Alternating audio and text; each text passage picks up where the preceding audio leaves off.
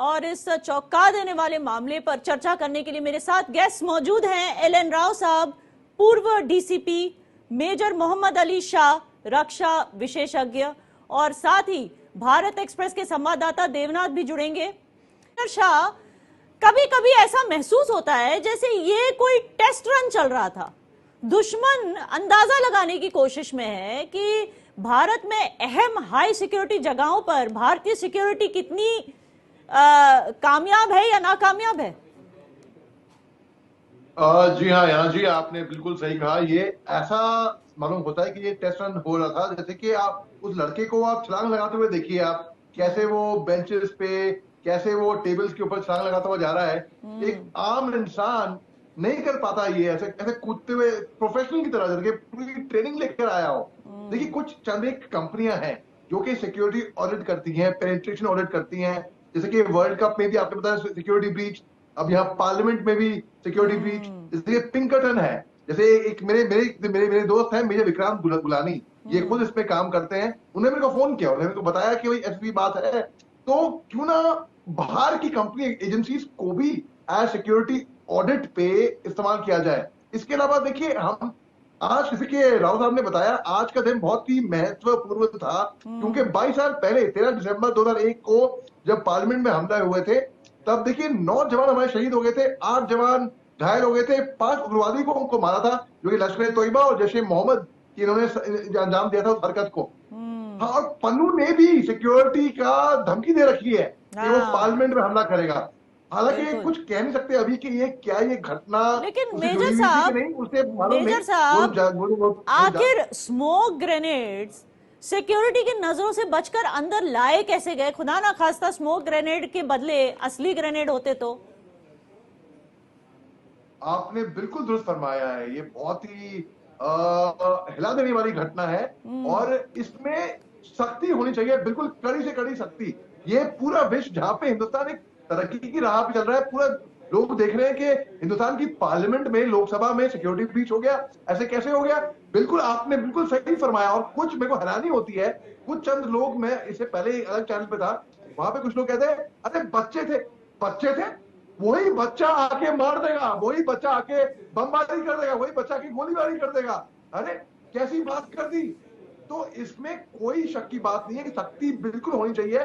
और कैसे, एक पेन ड्राइव, एक मोबाइल तक नहीं ले सकते आप। 4-5 अलग अलग चैनल सिक्योरिटी होती है।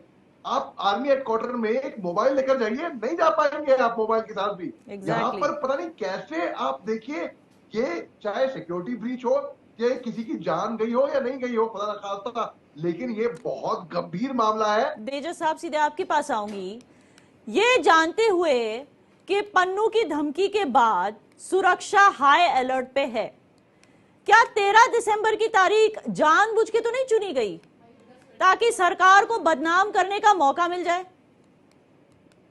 इसमें तो कोई शक की बात नहीं है, कोई दो राय नहीं है। मेरे को क्या, किसी को भी लगेगा कि हाँ 13 दिसंबर की तारीख जानबूझ के संसद पे आने की, सिक्योरिटी ब्रीच करने की चुनी गई है।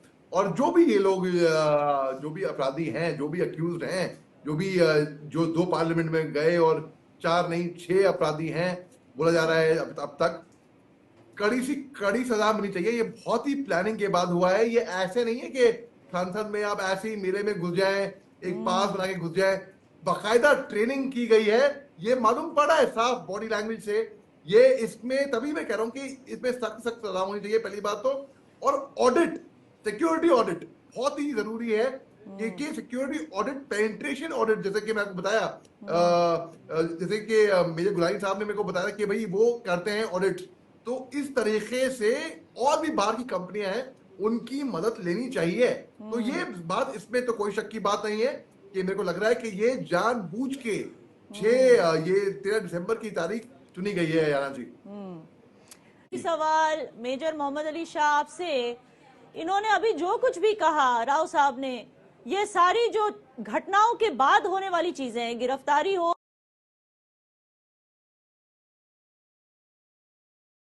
इंट्रोगेशन हो, सजा हो, जो भी हो, घटना होने से पहले इसको कैसे रोका जाए?